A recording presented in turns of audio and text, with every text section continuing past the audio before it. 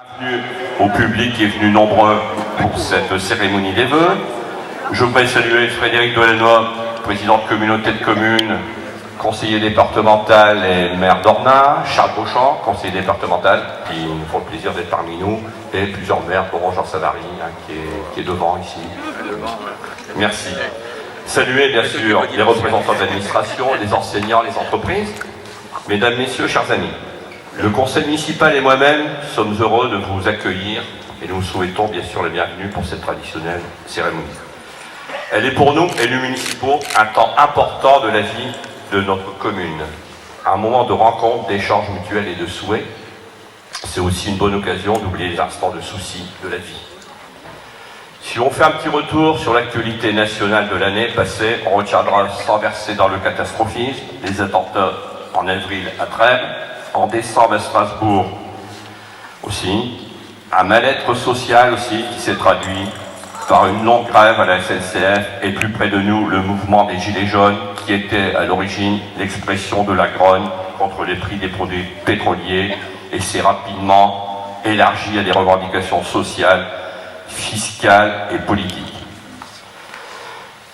Nous sommes dans une impasse actuellement, mais depuis de nombreux mois, on sentait cette révolte arriver. Il suffit d'être dans les permanences, les collègues qui sont au contact du public, on voyait cette révolte du public pour parfois arriver difficilement en fin de mois. Ce mouvement, bien sûr, nous le soutenons, mais on ne peut pas cautionner la violence que certaines personnes tentent d'imposer. Et c'est par la manifestation pacifique et le dialogue qu'il nous faut faire changer les choses. D'ailleurs, je vous engage à Passy-en-Mairie, remplir le cahier de doléances et participer au débat local que nous organiserons prochainement, courant mars. Cette cérémonie est également par tradition l'occasion de dresser un bref bilan des réalisations et actions de l'année écoulée et de dessiner les contours des projets municipaux pour celle à venir.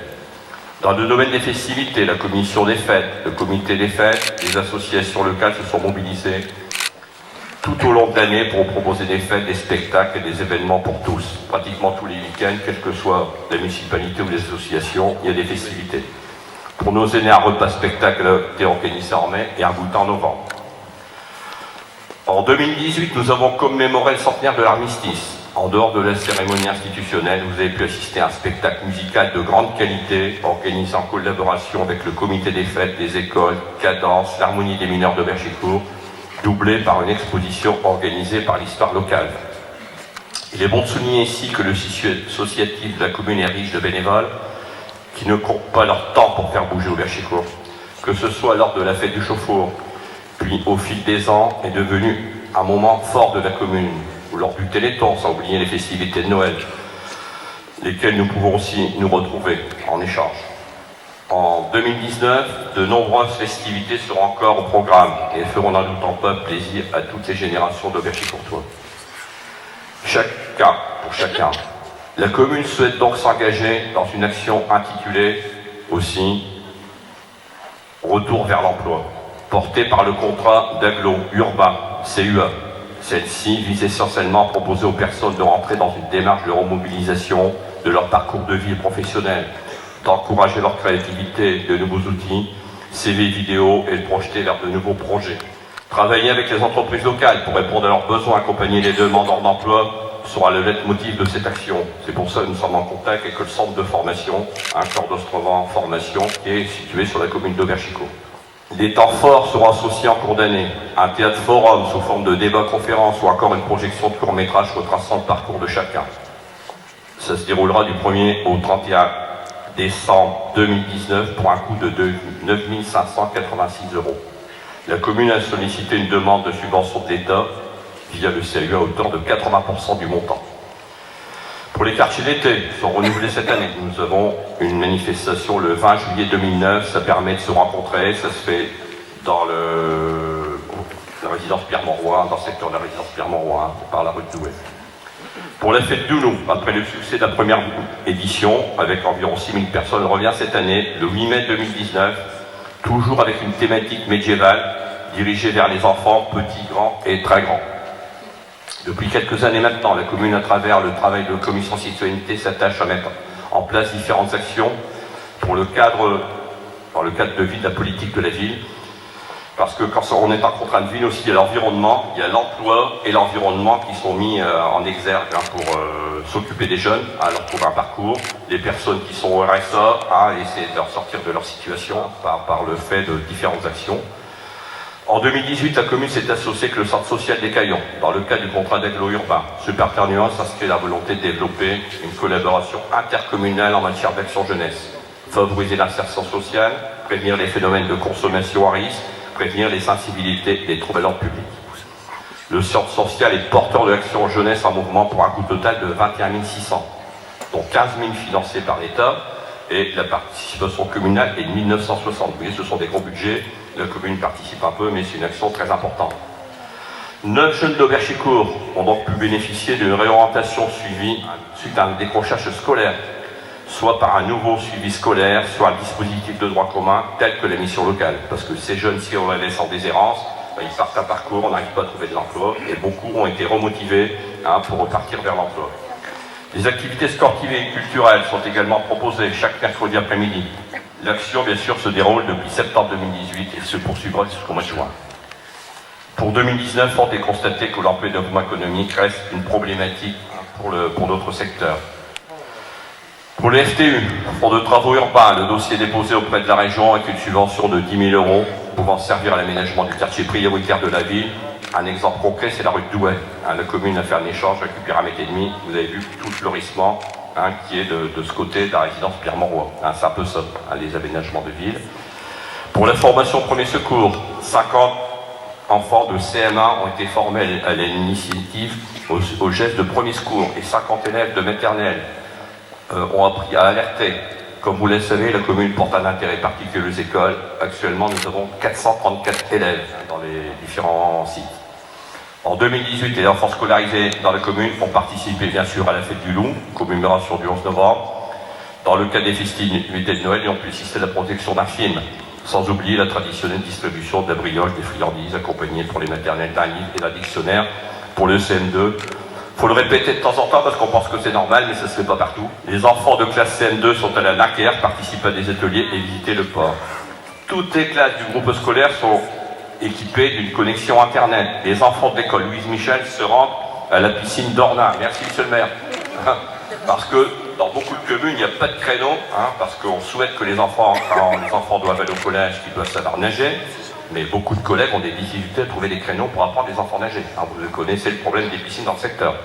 Mais nous, tout va bien à Ornain, dans de bonnes conditions. Tout ça, ça coûte le moins de centimes aux familles. Comme depuis un certain temps, la cantine connaît un réel succès, on accueille en moyenne 200 enfants par jour. Les repas sont de qualité, le tarif est de 3,30 € et pour les familles ayant plus de difficultés, 2,25 €. Le coût pour la commune est de 10,90 €. Parfois on nous dit c'est 3 €, mais réellement ça coûte 10 € quand vous voyez l'encadrement, tout le fonctionnement. Dans le but de rendre notre ville toujours plus belle et plus agréable, nous avons réalisé de nombreux travaux en 2018. Quartier du Chauffour, création de 2 emplacements parking, réhabilitation des varies, trottoirs, remplacement du réseau d'eau potable, il y a des riverains de la rue du Chauffour qui sont parmi nous, 325 000 € actuellement. Résidence Pierre-Mauroy, réalisation de 2 phases, création de 14 logements, prévision premier trimestre 2019, fin des travaux. Et actuellement, nous avons une mixité sociale, du locatif, un béguinage, 8 maisons en accession à la propriété et 20 logements libres. Je pense que pour fin d'année prochaine, tout ça sera bien activé. Sur les 20 lots libres, il y en a 16 de vendus actuellement. Les travaux pour la gestion de l'éclairage public, bien sûr, en concordance avec le SCOT. Actuellement, on est obligé de baisser les consommations énergétiques, que ce soit dans les bâtiments. Vous avez vu, on a isolé les bâtiments, on a refait la lecture du CLSH. Tout ça va de pair avec les contraintes. C'est pour l'écologie, c'est bien, mais ce sont des financements. Le 34 et le 36 rue Lebas ont été réhabilités en partenariat avec le centre de formation. On essaye à environ 100 personnes qui sont au centre de formation. On est une des seules communautés, la seule d'ailleurs en France, président, à avoir un centre de formation. Ça permet aussi d'insérer des personnes très éloignées de l'emploi qui ont fait un travail de qualité. On a rénové 2 logements, le 34 et le 36 rue Jean Lebas. Le puits, qui l'histoire locale souhaitait de restaurer, rénover. Le puits a été refait, je crois que tu saurais. Mais ça s'est fait par les membres du centre d'insertion. En partenariat avec L'Oréal, Plus de 1000 mètres de réseau d'eau potable ont été remplacés. 155 branchements, 70 compteurs ont été changés, Cité des Chaufours, Sainte-Marie-Sauvin, pour un coût de 480 000 €. La commune n'a rien déboursé, hein, mais c'est la volonté de Noréal, la direction de nos interventions. En 2019, nous continuons à travailler, et notamment le projet de maison de retraite. On en passe à un vaste projet, mais ça y est, on y arrive. Concours d'architectes par en janvier.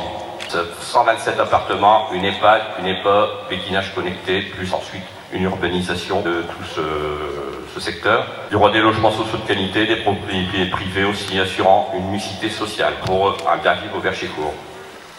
Le directeur de la clinique des Bruyères est parmi nous. C'est en travaux, on a fait des photos hier. Il y a 16 chambres supplémentaires qui sont réalisées. Et je pense que ça sera occupé courant septembre pour une inauguration en 2020. Hein, et tout ça pour montrer que ça bouge.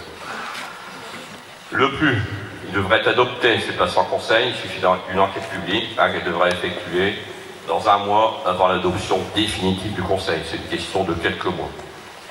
Dans le cas du renouveau du bassin minier, qui a pour but de soutenir l'ensemble et de manière concertée la transformation du bassin minier, le corps de Provence s'est impliqué fortement avec une participation de 3 000 € par habitation rénovée. Des priorités sur Verchécourt, c'est Sainte-Marie. Nous avons aussi, avec les investissements de maisons et cités, il y a 35 logements sur le boulevard Coquelet qui vont être un peu réhabilités en dehors de RBM. Le RBM, c'est rénovation bassin minier, hein, pour comprendre un peu le site. C'est un autre sujet, mais on va refaire les façades, les sous-bassements et tout ça, ça va donner trop de image, on va piquer un peu les murs. Donc ça va permis d'accorder un pour 35 logements sur le boulevard. L'évolution du transport avec Véole, qui va à la création d'une station terminus rue Bernonville, parce que, je simplifie, mais on va desservir Manchecourt.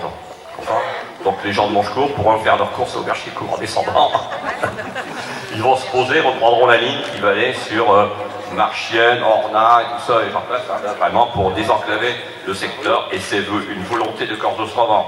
C'est un coût important, comme la fibre optique. Parfois on pense que c'est normal que ça se fait, mais c'est des sommes très importantes pour le bien-être des habitants. D'autres travaux sont aussi prévus. Stade Charlignon, création d'un parking rue de Douai, rue de Joigny et rue La Roche. J'ai vu le directeur de la SIA qui est parmi nous, je le remercie de sa présence. On va refaire les parkings quand vous êtes rue La Roche pour redessiner tout le secteur. Vis-à-vis que c'est une zone qui va avoir une centaine d'habitants. Donc tout ça, dans la résidence du Grand Pré, il y a des parkings qui vont être aménagés. Et merci à la SIA pour tous ces aménagements et aussi des travaux de rénovation dans les maisons de la SIA. Merci. En 2018, nous avons compté une partie aussi particulière à l'arrondissement de la ville. Nous avons planté pas loin de 500 plantes, ça paraît banal, mais quand vous voyez route de Douai, chaque petite plante, après ça va grossir, mais il y en a pas mal, hein, c'est énorme. Il faut vous rappeler que ceci a été possible grâce à une bonne gestion des deniers publics. Depuis quelques années, malgré les baisses des dotations d'État, une commune comme au Verchécourt a perdu 200 000 € de dotation. L'État ne cesse de baisser et nous avons, depuis 8 ans, maintenu le taux d'imposition. Tout cela n'aurait pas été possible sans le travail d'équipe que nous avons mené avec tous les élus, mais aussi avec les membres du personnel qui assurent chaque jour la mise en application de nos décisions. Et pour terminer, j'adresse mes remerciements à toutes celles et tous ceux qui contribuent à participer à la vie de la commune, les membres des commissions communales extra-municipales, le personnel enseignant, les différentes autorités locales d'administration, les associations, et je remercie tout particulièrement celles et ceux qui travaillent quotidiennement avec moi pour la bonne marche et l'organisation du service public, l'information et les services rendus aux administrés. Je vous souhaite une très bonne année 2019 dans la santé et continuons à faire vivre notre slogan au Verchécourt ça bouge. Merci.